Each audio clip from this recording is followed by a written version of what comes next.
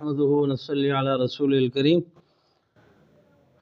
اس سے قبل اس لحن جلی کی تعریف آپ نے پڑھی ہے۔ لحن جلی یعنی قرآن پاک میں ایسی غلطی کرنا جس سے معنی میں تبدیلی پیدا ہو جاتی ہے اور اکثر اوقات عبادت بھی ضائع ہو جاتی ہے، یعنی نماز بھی نہیں ہوتی۔ تو آپ حضرات کا کام ہے کہ جس کی غلطی سنیں خود فیصلہ نہ کریں، علماء کرام سے مشورہ ضرور کریں، مفتیان عظام سے مشورہ ضرور کریں، کیونکہ فتویٰ دینے والے تو بہت ہوتے ہیں، ایسے لوگ جنہیں نماز کے فرائض کا علم نہیں ہے۔ تو علماء حضرات کی قدر کرتے ہوئے، مفتیان عظام کی، وہ بھی علماء کرام ہیں، ان کی قدر کرتے ہوئے ان کی قدم بوسی ضرور کریں اور ان سے عبادت کے بارے میں مسائل ضرور پوچھا کریں۔ تو لحن جلی ایسی غلطی جس سے معنی میں تبدیلی پیدا ہو جاتی ہے۔ یہ مخارج، صفات لازمہ، حرکات و سکنات میں تبدیلی کرنے کو لحن جلی کہتے ہیں۔ تو ایک تو ہوتا ہے لحن موضوع ہے غلطی، یعنی یہ وہ غلطی ہے جو ہر قسم کی غلطی ہو سکتی ہے۔ مثال کے طور پر مخارج، حرکات و سکنات، صفات لازمہ و عارضہ، یہ پوری کی پوری مجموعی غلطیوں کو لحن کہتے ہیں۔ پھر اس کو آگے دو حصوں میں تقسیم کیا گیا، ایک لحن جلی اور ایک لحن خفی۔ لحن خفی کا ذکر بعد میں چلے گا مفصل، ابھی تفصیل سے جتنی ہمت اور بساط ہے اور آپ کو سمجھنے کی طاقت ہے وہ میں آسان لفظوں میں بتا دوں گا۔ تو لحن جلی مخارج، صفات لازمہ، حرکات و سکنات میں غلطی کرنے کو لحن جلی کہتے ہیں، اور انہی چیزوں سے معنی میں تبدیلی پیدا ہوتی ہے۔ تو آج کا جو سبق ہے وہ ہے لحن جلی کی تفصیلی قسمیں مع امثلہ، یعنی مثالیں دے کر میں نے آپ کو بتانا ہے، معنی بھی بتانا ہے کہ ہم کتنی بڑی غلطیاں کرتے ہیں۔ اور یاد رکھیے، جو بندہ صحیح ہے نا، اس پر فرض عین ہے کہ وہ دوسروں کو سمجھائے، بڑے پیار اور محبت سے سمجھائے، فتویٰ نہ لگائے، بلکہ کوشش کرے کہ ان کو سمجھائے۔ وہ گناہگار ہیں، مسلمان تو ہیں، کافر تو نہیں ہوئے۔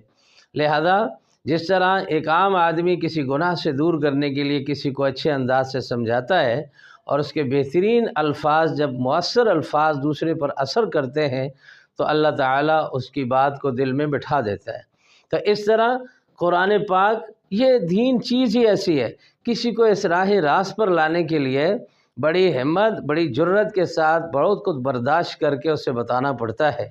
جیسے ابھی یہاں پر ہم کوئی ایسی ویڈیو بناتے جس میں کوئی شغل ہوتا، ڈھول ڈمکا ہوتا، پھر تو بڑے لوگ سنتے دیکھتے، لیکن ابھی قرآن کی بات ہے تو قرآن کو سیکھنے کے لیے آپ چند حضرات میرے ساتھ چل رہے ہو، لیکن آپ پر بھی یہ بات فرض عین ہے۔ یہ میری بات آپ تک پہنچی اور آپ کا کام ہے کہ آپ دوسروں تک میرے ان الفاظوں کو پہنچائیں، یہ آپ پر فرض ہے۔ چاہے ہماری ویڈیوز کے ذریعے پہنچاتے ہیں، چاہے مجھ سے کچھ سمجھ کر آگے کسی کو سمجھاتے ہیں، دونوں طرح مجھے ثواب ضرور ملے گا۔ اللہ پاک آپ کو ہمت دے۔ تو لحن جلی کی تفصیلی قسمیں آپ نیچے چلیں گی۔ آج کی دو قسمیں میں آپ کو بتاؤں گا کہ پہلے موٹی قسم بنتی ہے تبدیل حرف بالحرف، یعنی ایک حرف کی جگہ دوسرا حرف پڑھنا۔ اب حروف کا تعلق مخارج اور صفات سے ہے۔ آپ کا مخرج ٹھیک ہے، پھر اس کے بعد اس کی صفت ٹھیک ہونی چاہیے۔ جیسے کہ ایک پھول ہے، اس کی خوشبو ہے، پھول اپنی ڈوڈی سے نکلتا ہے، نکلنے کی جگہ جو پھول کی ہے وہ اس کا مخرج ہے اور خوشبو اس کی صفت ہے۔ لہذا جہاں سے حروف ادا ہوتے ہیں وہ جگہ اس کا مخرج ہے، اور وہ حروف منہ سے ادا ہونے کے بعد جب دوسری کی سماعت میں جاتے ہیں تو وہ صفات میں، ان میں وہ صفات شامل ہو جاتی ہیں۔ تو لہذا ایک حرف دوسرے حرف سے بدل جائے تو اس میں دو وجوہ ہوتی ہیں۔ ایک وجہ تو اس کی، یہ دیکھیے یہاں لکھا ہوا ہے تبدیل حرف بالحرف، یعنی ایک حرف دوسرے حرف سے بدل جائے، یہ دو وجوہ سے غلطی ہوتی ہے۔ پہلی وجہ تبدیل مخرج بالمخرج، یعنی جس حرف کی جہاں سے نکلنے کی جگہ ہے وہاں سے وہ حرف نہ نکالیں، پھر دوسری جگہ سے نکال دیں۔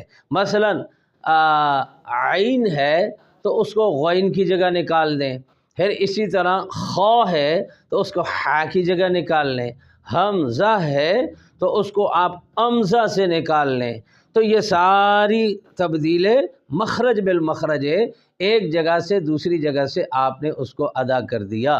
تو اب باتیں یہ تبدیل مخرج بالمخرج یہاں سے لے کے یہاں تک آ رہا ہے، اور اسی طرح یہ یا لائن پر ختم ہو کے یہ نیچے والی جو 2 لائنیں ہیں یہ بھی اس اوپر والے کا حصہ ہے۔ یہ بات یاد رکھنا، یہ جو لکھائی یہاں ہو رہی ہے الحمدللہ سے لے کر پڑھنا تک، پھر یہ نیچے 2 لائنیں یہ بھی اس تبدیل مخرج بالمخرج کے ساتھ ہیں۔ یہ اندر والا جو بیان ہے یہ دوسرا ہے، یہاں دوسری وجہ لکھی ہوئی ہے، دوسری وجہ میں نے یہاں ختم کر دی۔ لائن میں بند ہے یہ جگہ، یہ ایک دوسری قسم ہے، اور پہلی قسم یہ آ رہی ہے تبدیل مخرج بالمخرج، اس کی پھر یہ 2 لائنیں بھی ہیں۔ تو لہذا الحمد کی بجائے الحمد پڑھنا۔ اب دیکھیے الحمد میں ہا ہے، ہا کی جگہ ہم نے کیا پڑھا؟ ہا پڑھا، تو لہذا حرف کی حالت ہی ہم نے بدل دی۔ تو اللہ کی کلام میں وہ حروف جہاں سے ادا ہونے چاہیے وہیں سے نکلے۔ یہ نہیں ہے کہ ایک بندے کی پشتو کی زبان ہے، اردو کی ہے، پنجابی کی ہے، سندھی بلوچی کی ہے، اس میں بھی کئی حروف ایک مقام سے نکلتے ہیں، ان میں بھی اگر ہم حروف دائیں بائیں کر لیں تو اس کے بات کی بھی سمجھ نہیں آتی، ہم اس کی بھی غلطی نکالتے ہیں۔ اور یہ تو اللہ رب العزت کی کلام ہے، سلطان السلاطین ہے، تمام کتابوں کی بادشاہ کتاب ہے، اللہ کی کلام ہے، تو اس کو سیکھنے کے لیے بہت ہمت اور جتن لگانے پڑیں گے، وقت لگانا پڑے گا۔ تھوڑا سا اپنے وقت کو مشکل کر کے سیکھ لیں، ہمیشہ ہمیشہ موت تک کی زندگی کی اصلاح ہو جائے گی، اور اللہ تعالیٰ بھی اپنی اس کلام کو سنے گا جو اس کے نازل شدہ طریقہ کے مطابق آپ پڑھیں گے۔ یہ نہیں کہ اللہ کی کلام تو عربی ہے، ہم اس کو اپنی زبان میں ڈھال کے پڑھ رہے ہیں، ایسے نہیں۔ اللہ کی کلام کو اللہ کی کلام سمجھ کر اپنی زبان کو اس کلام میں ڈھالنا ہے، اس کلام کو اپنی زبان میں نہیں ڈھالنا، بلکہ اپنی زبان کو اس کلام کے اتباع میں لے کے چلنا ہے۔ تو الحمد آگے اس کو غلط پڑھا الحمد۔ اب دیکھنا کہ الحمدللہ ہی کا معنی ہے تمام تعریفیں اللہ ہی کے لیے ہیں، اور جو آپ پڑھتے ہیں اکثر لوگ پڑھتے ہیں الحمد، اب دیکھو کتنا بڑے معنی میں تبدیلی آئی۔ ہم تو نعوذ باللہ اللہ کی مراد کے خلاف چلتے ہیں، اللہ کی مراد الحمد یعنی تمام تعریفیں اللہ ہی کے لیے ہیں، اور ہم اللہ سے بھی نعوذ باللہ اپنی کلام بنائی ہوئی ہے، ہم پڑھتے ہیں الحمدللہ، اس کا معنی کیا بنا؟ فوت ہونے کے ہیں، یعنی تمام فوت ہونے والے اللہ کے لیے، باقی پوری دنیا نہیں ہے۔ لہذا یہ سوچیں، اس کے اور بھی کئی معنی ہیں الحمد کے، تو ان کلمات میں ہم نے ہا کی جگہ ہا پڑھا، یعنی اس کلمہ میں یہ الحمد میں ہا ہے اور الحمد میں ہا ہے، ہم نے ہا کی جگہ ہا پڑھا۔ اسی طرح ہم اسی لفظ میں دوسری غلطی کرتے ہیں، الحمدللہ ہی کو الحمدللہ پڑھنا، کئی لوگ پڑھتے ہیں الحمدللہ، بڑے جناب تیس مرخان بن کے ہم پڑھتے ہیں، لہذا یہ تیس مرخانی ساری غرق ہو جاتی ہے، تو اس سے احتراز کرنا چاہیے، بچنا چاہیے۔ اب دیکھو الحمدللہ تمام تعریفیں اللہ ہی کے لیے ہیں، اور الحمدللہ، الحمد کا معنی ہے سرنگوں ہونا، سرنگوں ہونا یعنی جھک جانا، تو یہ ایک معنی اس کا نکل گیا۔ اصل معنی تو ہے الحمدللہ تمام تعریفیں اللہ ہی کے لیے ہیں، اس ہا کو خو نہ بنا کے پڑھیں۔ ان کلمات میں ہم نے ہا کی جگہ خا پڑھا، یہ الحمدللہ اور الحمدللہ، ہا کا مخرج ہم نے بدل کر خا کا کر لیا، یہ تبدیل مخرج بالمخرج، یعنی بتایا ایک حرف کی جگہ دوسرا حرف بھی کہہ سکتے ہیں، لیکن اس میں تفصیلیں 2 ہیں، ایک ہے تبدیل مخرج بالمخرج، دوسرا ہے تبدیل صفت بالصفت۔ اب یہ تبدیل مخرج بالمخرج جا رہا ہے، یعنی ایک مخرج کی جگہ دوسرا مخرج ادا کیا، ایک نکلنے کی جگہ سے دوسرے نکلنے کی جگہ سے کسی حرف کو ادا کر دیا، تو یہ معنی میں تبدیلی پیدا ہو جاتی ہے۔ تو ہا کی جگہ خا پڑھا ہم نے ان کلموں میں۔ ابھی اسی طرح اسمن نام کی جگہ، یعنی سین کی جگہ ہم اسمن، سین کی جگہ سا پڑھ لیں تو دیکھو کتنا بڑا برا معنی بن جاتا ہے۔ اسمن ہے نام، اسمن کا معنی ہے گناہ۔ اب دیکھیے کہ قرآن پاک میں ایک لفظ آتا ہے من بعد اسمہ احمد، من بعد اسمہ احمد، یعنی نبی کریم صلی اللہ علیہ وسلم کا نام احمد ہے، محمد بھی ہے، احمد بھی ہے، محمود بھی ہے۔ اب ہم اس کو قرآن پاک پڑھنے کے صورت میں اگر ہم اس سین کو سا سے بدلتے ہیں تو معنی کیا بن جائے گا؟ اسمہ احمد، یعنی اس گناہ کا نام احمد ہے۔ کتنی بری بات ہے، اور ہم بات کو سمجھتے نہیں ہیں۔ اب ہم کہہ تو رہے ہوتے ہیں، بڑے پیار سے نبی کریم صلی اللہ علیہ وسلم کا نام لے رہے ہوتے ہیں، لیکن چھوٹی سی غلطی سے ہم کتنی برائی کر رہے ہوتے ہیں کہ اسمن کا معنی ہے نام، اسمن سا کا معنی ہے گناہ۔ تو لہٰذا ایک آدمی پڑھتا ہے اسمہ احمد، یعنی اس گناہ کا نام احمد ہے، نہیں، اس سے توبہ کرنی چاہیے۔ سین قرآن پاک میں جہاں بھی آئے اس کو سین پڑھیں، اور سا تین نقطوں والی جہاں بھی آئے سا پڑھیں۔ میں نے پیچھے مخارج پر بھی محنت کی ہے، صفات پر بھی محنت کی ہے، وہ صرف اس وجہ سے کہ بعد میں نے لحن کا بیان چلانا تھا تاکہ آپ کو مخرج اور صفات میں فرق واضح ہو جائے، اور پھر معلوم ہو جائے کہ اس میں ہم کتنی بڑی غلطیاں کرتے ہیں۔ مخرج میں تبدیلی کریں تو معنی میں کیا تبدیلی آتی ہے، صفات میں تبدیلی کریں پھر بھی معنی ہی پر دلالت ہے کہ معنی غلط ہو جاتا ہے۔ تو لہذا مخرج سے بھی احتراز کریں کہ جہاں سے وہ حرف ادا ہوتا ہے وہاں سے نکالیں۔ دیکھیے مثالیں تو میرے پاس بہت سی ہیں۔ ایک بندے کا ایک اپنا مکان ہے، اپنا دروازہ ہے، وہ دوسرے کے دروازے سے نکل رہا ہو تو دیکھنے والے یہی کہتے ہیں کہ یہ بیگانے دروازے سے نکل کے آ رہا ہے، لہذا ایک حرف جہاں سے نکلتا ہے تو پھر اسے دوسری جگہ سے ادا کریں، تو پھر بعین ہی اسی طرح گناہ ہے کہ ایک بندہ اپنے گھر کے بجائے دوسرے گھر سے نکل آئے تو بہت بڑا گناہ ہوتا ہے۔ اس کا ایک اپنا مقام ہے، ایک اپنا موقع ہے، ایک اپنا محل ہے، ایک اپنا رہنے کی جگہ ہے، دوسرے سے رہ کے آئے گا تو کوئی بھی اس سے پوچھ سکتا ہے یہاں کیوں گئے تھے، کس لیے گئے تھے، کیوں دوسرے کے دروازے سے آ رہے ہیں؟ تو کیا یہ اللہ کی کلام کے وہ حروف جو جہاں سے نکلتے ہیں وہ اس سے ہٹ کر دوسری جگہ سے نکلیں تو آپ کو پڑھنے والا صحیح طور پر بچہ بھی آپ سے بڑے سے پوچھ سکتا ہے کہ یہ آپ کا حرف جہاں سے نکلنا چاہیے تھا وہاں سے نہیں نکلا، دوسری جگہ سے نکل رہا ہے، لہذا اس کا معنی اور اس کی حقیقت غلط ہے۔ تو لہذا ان چیزوں سے اپنے آپ کو بچانا چاہیے۔ اسمن کا معنی نام، اسمن کا معنی گناہ، اس کی تھوڑی سی تفصیل بھی بتا دی۔ آگے آتا ہے انذر، انذر ایسے بھی کہہ سکتے ہو، اس کا معنی ہے ڈر، اس کے بجائے ذال کی جگہ زا پڑا، انذر، انذر، تو اس کا معنی ہے تھوڑا عطیہ دیا۔ اب قرآن پاک میں آتا ہے ان الذین کفروا سواء علیہم اانذرتہم، اب اانذرتہم کیا آپ ان کو تم ڈراؤ؟ تو اب جب اس کو پڑھو گے انذرتہم، ذال کو زا بنا کے پڑھو گے تو پھر کہو گے کہ کیا تم نے ان کو عطیہ دیا، تھوڑا سا عطیہ دیا، معنی بدل جاتا ہے۔ تو لہذا اس سے اپنے آپ کو بچانا چاہیے۔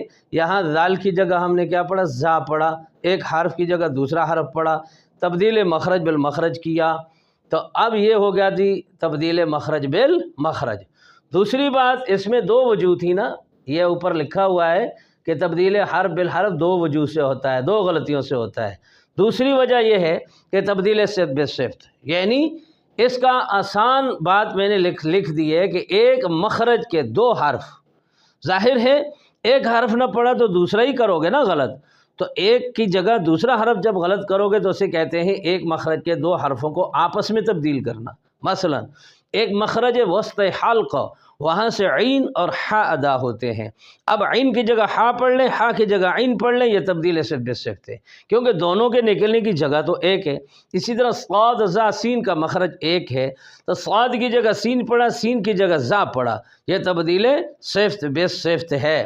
تو لہذا یہ چھوٹی سی مثال میں نے آپ کو دے دی زبانی، آگے عملاً چلتے ہیں۔ مثلا صیف لإیلاف قریش ایلافہم رحلۃ الشتاء والصیف، وہ والا والصیف صاد کے ساتھ جس کا معنی گرمی ہے، تو اس کے بجائے کوئی سیف پڑھتا ہے، سیف تو معنی تلوار بن جاتا ہے، صیف بمعنی گرمی، اور سیف بمعنی تلوار۔ اب یہاں آپ نے کس کی تبدیلی کی؟ صاد کی جگہ سین ادا کیا، صاد کی جگہ سین ادا کیا ہے، تو لہذا آپ کا سوئف کے بجائے سیف آپ نے پڑھا۔ تو ایسی لحن کرنا، ایسی غلطی کرنا حرام ہے، حرام ہے، حرام ہے، کیونکہ اللہ تعالی نے جو چیز اپنی کلام کو پڑھنے کا طریقہ سکھایا ہے تو ہمارا حق بنتا ہے کہ ہم اس طرح پڑھیں، پڑھائیں۔ اسی لیے کہتے ہیں خیرکم من تعلم القرآن، کہ سب سے بہتر انسان وہ ہے جس نے پہلے خود قرآن سیکھا، سیکھنے کے بعد سکھایا، تو یہ اللہ کی کلام بن کر آگے جائے گی۔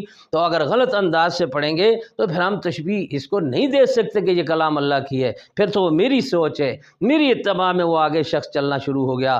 مجھے چاہیے کہ میں اللہ کی کلام پڑھنے میں اللہ کی اتباع کروں، پھر آگے پڑھنے والے بھی وہ یقیناً تجوید کی جو روایت ہے وہ پیچھے سے آ رہی ہے، میں بیچ میں ذریعہ بنا ہوں آپ کی اصلاح کرنے کا، اب آگے آپ بھی ذریعہ بنیں گے اصلاح کرنے کا۔ اگر میں نے خود غلط پڑھا میں اگلے کو بھی غلط پڑھاؤں گا، نعوذ باللہ، اللہ کی کلام تو اوپر سے غلط نہیں اتری نا، میں غلط ہو سکتا ہوں۔ اس غلطی کو لحن کہتے ہیں، اور یہ لحن بڑی بھی ہے چھوٹی بھی ہے۔ چھوٹی کو لحن خفی کہتے ہیں، اس کا بعد میں ذکر کریں گے، ابھی لحن جلی۔ تو یہاں پر ہم نے صائف اور سیف میں صاد اور سین کی غلطی کی۔ عصو، اس نے نافرمانی کی، کے بجائے عسا جس کا معنی ممکن ہے پڑھا، تو پھر یاد رکھیے اس میں صاد کی جگہ آپ نے کیا پڑھا جی؟ سین پڑھا۔ معنی کتنا غلط ہو گیا؟ قرآن پاک میں آتا ہے عصو، وہاں معنی بنتا ہے اس نے نافرمانی کی، بجائے اس کے کہ وہ عسا پڑھے تو اس کا معنی ممکن ہے، تو ممکن کا معنی ہو سکتا ہے۔ تو پھر آپ سوچو کہ کوئی گناہ کرے تو بندہ کہے ہو سکتا ہے، ہو سکتا ہے، معلومات نہیں ہے اس لیے تو پھر وہ ہو سکتا ہے کی باتیں آتی ہیں، تو نہیں، ہو نہیں سکتا، ممکن ہے، یہ نہیں ہے اس کا معنی، اس کا معنی ہے نافرمانی۔ عصا بھی عربی کا لفظ ہے، عصو بھی عربی کا لفظ ہے، لیکن صاد جہاں آئے اس میں استعلاء اطباق سے ہی کر کے ادا کریں، اسے موٹا کریں، اور جہاں عصا آئے اس میں استفال اور انفتاح سے ہی کر کے ادا کریں صفت صفیر، تو انشاءاللہ بہتر ہو جائے گا۔ یا ضاد کے بجائے دال یا ضا پڑھا، مثلا فطر وہ کے بجائے فطر دا پڑھنا۔ اب دیکھیے فطر وہ کے معنی پس آپ راضی ہو جائیں گے، فلسوف یعطیک ربک فطر ولسوف یعطیک ربک فطر، تو اس میں آپ نے غاد پڑھا، اب اس کا آپ نے پڑھ دیا فطر دا کے معنی پس آپ ہلاک ہو جائیں گے۔ نعوذ باللہ، کتنا برا معنی ہے اس کا، تو بنتا ہے وَلَسَوْفَ يُعْطِيكَ رَبُّكَ فَتَرْضَىٰ، پس آپ کو اللہ تعالی عطا کرے گا اپنی رضا والا معاملہ، ایک انعام دیا نبی پاک صلی اللہ علیہ وسلم کو، تو ہم اگر اس کو غلط پڑھ کے جو دعات پڑھتے ہیں، دعات میں اتباع میں کوئی فطر دا پڑھتا ہے، موٹا نہیں ادا کر سکتا، تو وہ تو پھر فطر دا کے معنی میں کہے گا پس یہ نیچے لکھا ہوا ہے پس آپ ہلاک ہو جائیں گے۔ یقیناً آپ کو اللہ تعالیٰ نبی پاک صلی اللہ علیہ وسلم کو نعوذ باللہ ہلاکت عطا کریں گے؟ نہیں، اپنی رضا والا معاملہ، اللہ نے تو انعام کی بات کی، فطر وہ یہاں پر، تو ہم اگر اس کو فطر دا پڑھیں گے تو معنی بہت برا بن جائے گا۔ لہذا ان چیزوں کو سیکھنا چاہیے، اختلاف سے بالائے طاق رکھتے ہوئے معنی کو سمجھیں، علماء حضرات کے پاس بیٹھیں، ان چیزوں کو سمجھیں۔ یار ہم بازار میں 1 کلو سیب لانے جاتے ہیں تو 4 ریڑھیوں پہ پھرتے ہیں، تو اس میں کاڑا نہ ہو، خراب نہ ہو، کیڑے والا نہ ہو، تو ہم اللہ کی کلام کو کیڑے والا بنا دیں، خراب بنا دیں، تو پھر اسی طرح جیسے ہم بازار میں جا کر 200 روپے کی چیز کلو خریدنا اپنی ناپسندگی کا اظہار کرتے ہیں، وہاں اس ریڑھی والے کے پاس نہیں جاتے، سبزی والے کے پاس نہیں جاتے کہ پیسے تو ٹھیک دے رہے ہیں اور چیز بری آگے سے مل رہی ہے، تو کیا اللہ تعالیٰ کی کلام اتنی ہی بیکار ہے کہ بچپن میں جو عام جٹویں حساب سے ہم نے پڑھی اور 70 سال اس کو ہم غلط ہی پڑھتے رہے، اس شرم کے مارے بیٹھے رہیں، تو پھر اس وقت قیامت کے دن پوری دنیا جمع ہوگی جہاں اللہ رب العزت فرمائیں گے گے، ایک قاری کو، ایک حافظ کو کہیں گے کہ ورتل کما کنت ترتل، آج پڑھتا جا اور چڑھتا جا۔ دنیا میں غلط پڑھا، وہاں پوری دنیا کے سامنے غلط کیسے پڑھے گا؟ اس لیے اس کی اصلاح کرنا فرض عین ہے ہر صورت کہ اس کا معنی ورنہ غلط بنتا ہے۔ اپنی مرضی پر اللہ کے کلام کو نہ پڑھیں، جیسے نبی کریم صلی اللہ علیہ وسلم اور صحابہ کی اتباع میں قرآن سماعی انداز سے ہم تک پہنچا یا روایتی انداز سے ہم تک پہنچا، اس کو اس کے مطابق پڑھنا چاہیے۔ تو لہٰذا فطر اللہ کے بجائے فطر الدا پڑھا تو معنی غلط ہو جائے گا۔ اسی طرح آخری لفظ ہے تبدیل صفت بصفت کا محظوراً وا کے ساتھ، جس کا معنی ہے ممنوع کے بجائے محظوراً وا کی جگہ غاد پڑا تو معنی اندازہ کیا ہوا، تو معنی کتنا غلط بن جاتا ہے۔ اب یہی بات تبدیل مخرج بالمخرج کی جو یہ تبدیل صفت بصفت ختم ہوا، چند مثالیں دی۔ بہت ساری ہم غلطیاں کرتے ہیں، لیکن چند مثالیں دے کر مقصود آپ کے ذہن کو اس طرف لانا ہے کہ ہم بہت بڑے غلط ہیں۔ میں خود آپ کے سامنے کھڑا ہوں، میں 32 سال سے تجوید پڑھا رہا ہوں، مگر میں بھی اپنے آپ کو کامل نہیں سمجھتا ہوں، نامکمل ہوں۔ آپ میرے سننے والے میری اصلاح کریں، آپ میری باتیں سنیں۔ اکثر بندوں سے میں بڑا خوش ہوتا ہوں کہ کبھی کبھی چیز یہاں صحیح لکھی ہوتی ہے، عمر کا اعتبار ہے، کبھی کبھی بخار کی وجہ سے بات منہ سے غلط نکل جاتی ہے، میں معذرت بھی کرتا ہوں اور ساتھ اس بندے کو دعا بھی دیتا ہوں جو میری اصلاح کرتا ہے کہ ایک حرف بھی میں یہاں سے غلط بولوں تو میرے کمنٹ میں آ جاتا ہے کہ استاد جی آپ نے یہاں لکھا ہوا یہ تھا، پڑھایا یہ ہے۔ معنی یہ ہے کہ میرے اس سبق کو، میرے اس چینل میں کوئی دو تو سننے والے غور سے ہیں نا جو میری اصلاح کر رہے ہیں، تو میں اپنے دماغ کو سوچ سمجھ کے استعمال کرتا ہوں، کیونکہ یوٹیوب پر بولنا پوری دنیا کے سامنے بولنا ہوتا ہے۔ تو میرے نزدیک بے شک میرے سامنے میری کلاس کے چند بچے بیٹھے ہوں، لیکن میرا ذہن تو پوری دنیا کی طرف ہے کہ اسے پوری دنیا سنے گی، مجھے ثواب ملے گا، اور میری گھروں میں بیٹھنے والی مائیں بہنیں بھی میری بات سن کر میرے لیے آخرت کا ذریعہ بنے، بخشش کا ذریعہ بنے، تو وہ ہر بندہ سن کر اپنی اصلاح کرے۔ تو اس صورت میں یہ تبدیل صفت بصفت بات ختم ہوئی، اور یہ دو لائنیں تبدیل مخرج بالمخرج ہی کی ہیں۔ عین کی جگہ حمزہ پڑھنا، عین کی جگہ حمزہ، کیونکہ عین کا اپنا مخرج اس کے ساتھ ہا ہے، تو اگلا مخرج حمزہ اور ہا کا ہے، لہذا ایک مخرج کی جگہ دوسرا مخرج ادا ہوا۔ عین کی جگہ حمزہ پڑھنا، جیسے علیمن جاننے والا کے بجائے علیمن دردناک پڑھنا، یعنی علیمن کے عین کی جگہ معنی بنتا ہے جاننے والا، اور عین کی جگہ اگر کوئی حمزہ پڑھ دے تو معنی بن جاتا ہے دردناک۔ اب ایک آدمی پڑھتا ہے وَلَهُمْ عَذَابٌ عَلِيمٌ، ایسے نہیں بنتا، بلکہ بنتا ہے اللہ العزیز اس میں کیا لفظ آتا ہے؟ علیم خبیر، ان اللہ کان علیم خبیر، یا علیم خبیر دو لفظ لے لو، اللہ پاک جاننے والا ہے، اور یہ اللہ کی ذاتی صفت ہے، اللہ کے صفاتی نام ہے، علیم جاننے والا، خبیر خبر رکھنے والا، یہ اللہ کا صفاتی نام ہے۔ اس علیم کو کوئی الٹ پڑھ کے علیم کر دے تو دردناک، یعنی وہ جاننے والا نہیں ہے، وہ بڑا دردناک ہے، نہیں بھائی، وہ علیم ہے، وہ الرحمن ہے، وہ الرحیم ہے، وہ غفور ہے، وہ تو ہر کافر کو بھی معاف کرنے والا ہے۔ اگر کوئی معافی اس سے لے تو ہم اس کا معنی غلط کرتے ہیں، علیم جاننے والا، علیم دردناک، معنی غلط ہو جاتا ہے۔ صفات سے ہٹ کر مخلوق کی بات ہم بتا دیتے ہیں، لہذا وہ خالق ہے، پیدا کرنے والا ہے، تو اس کو اچھے انداز سے پڑھیں۔ عین کو قوف کے بجائے کاف پڑھنا، جیسے قلب دل کے بجائے کلب کتا پڑھنا۔